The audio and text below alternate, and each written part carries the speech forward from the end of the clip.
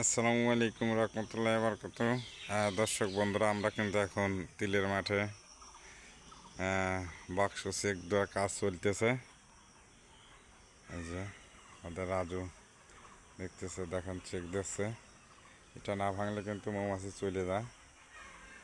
এই যে ভাঙতেছে, এটাকে বলে কোন কোন যদি না ভাঙে তো মৌমাছি কিন্তু চলে যাবে।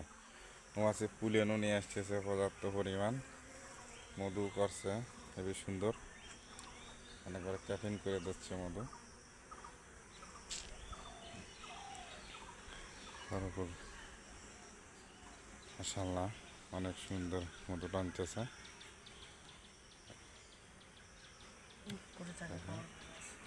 তুলে নিয়ে আসতেছে মৌমাছি।